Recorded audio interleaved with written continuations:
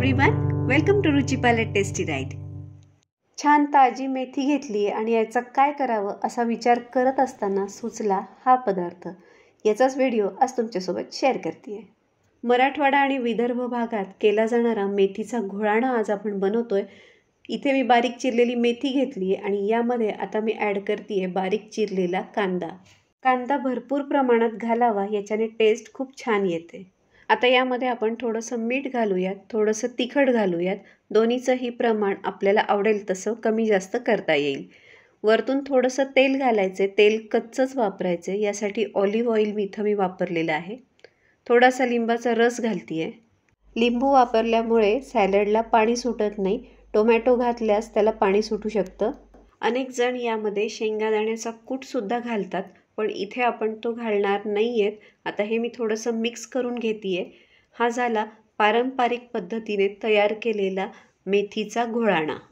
तर अशा या पारंपरिक रेसिपीला आपण आता कलरफुल हेल्दी सॅलडमध्ये कन्वर्ट करूया।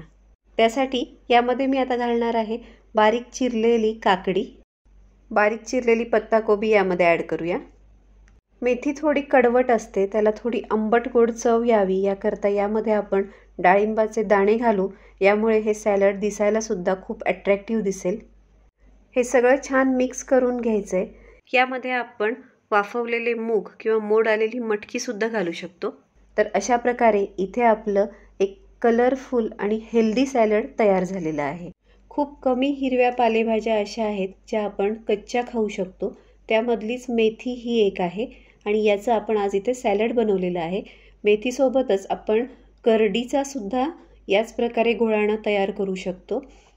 तर असं हे फायबर आणि विटॅमिन्सनी भरपूर असं हेल्दी सॅलड आपल्या डे टू डे डाएटमध्ये नक्की ॲड करा। आणि हा व्हिडिओ तुम्हाला कसा वाटला हे मला कमेंट बॉक्समध्ये नक्की कळवा। पुन्हा भेटूयात लवकरच एका नवीन व्हिडिओमध्ये एका नवीन पदार्थासह। चॅनलला अजूनही सबस्क्राईब केलं नसेल तर ते मात्र नक्की करा। थँक्यू।